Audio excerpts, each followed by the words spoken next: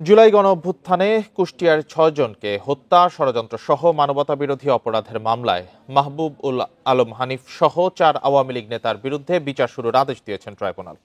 এ নিয়ে আরো জানাতে ট্রাইব্যুনাল চত্বর থেকে যোগ দিয়েছেন সহকর্মী আল আমিন হোসেন।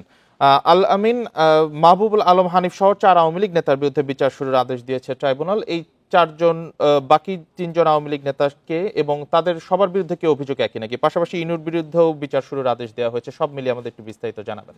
দেখুন, মাহবুবুল আলম হানিফ ৫ই আগস্টের পরে, অর্থাৎ পট পরিবর্তনের পরে তিনি পলাতক রয়েছেন এবং তারই ধারাবাহিকতায় কুষ্টিয়ায় ৬ জনকে হত্যার দায়ে তার বিরুদ্ধে মূলত অভিযোগ গঠন করার যে আদেশ সেটি দেয়া হলো। এর মধ্য দিয়ে তার বিচার যে কার্যক্রম সেটি শুরু হবে, অর্থাৎ বিচারের আদেশ দিয়েছেন। এবং এই মামলায় ইনুর সঙ্গে অন্য যারা আসামি হলেন তারা হচ্ছেন কুষ্টিয়া জেলা আওয়ামী লীগের সভাপতি, সাধারণ সম্পাদক সহ ৪ জন। তারাও আসলে পলাতক রয়েছেন। এর বাইরে সাবেক তথ্যমন্ত্রী আওয়ামী লীগের আমলে এবং জাতীয় সমাজতান্ত্রিক দল জাসদের সভাপতি হাসানুল্লাহ কিনু, যিনি আওয়ামী লীগের সময় তথ্যমন্ত্রী ছিলেন, তার বিরুদ্ধে অভিযোগ আনা হয়েছে। এবং তার যে বিচার কার্যক্রম, অর্থাৎ শেখ হাসিনার সাথে কথোপকথন সহ বিভিন্ন সময় আন্দোলন দমনে তার যে ভূমিকা এবং ১৪ দলীয় জোটের তিনি একজন ছিলেন, সেই ক্ষেত্রে বিভিন্ন সময় উস্কানিমূলক বক্তব্য দিয়ে এই আন্দোলনে যে সমস্ত যারা নিহত হয়েছেন তাদেরকে তিনি একরকম নেপথ্যে থেকে নির্দেশ দিয়েছেন। সাবেক প্রধানমন্ত্রী শেখ হাসিনার সঙ্গে কথা বলেছেন এবং কথোপকথনের মধ্য দিয়ে তিনি মূলত তাকে সহযোগিতা করেছেন। এইরকম কারণেই তার বিরুদ্ধে মূলত অভিযোগ গঠন করা হয়েছে।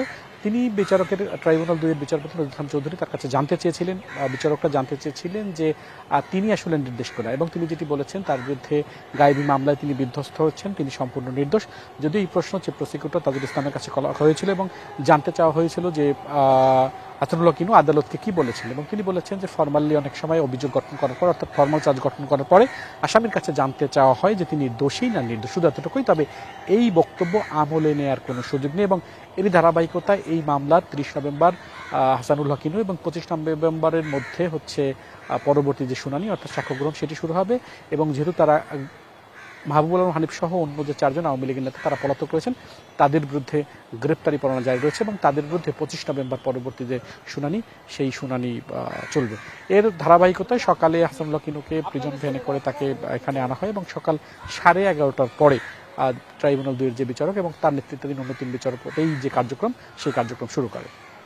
কুষ্টিয়ায় ৬ জনকে হত্যা মামলায় বিচার শুরুর আদেশ দিয়েছেন ট্রাইব্যুনাল। এ বিষয়ে বিস্তারিত জানাচ্ছিলেন সহকর্মী আল আমিন হোসেন।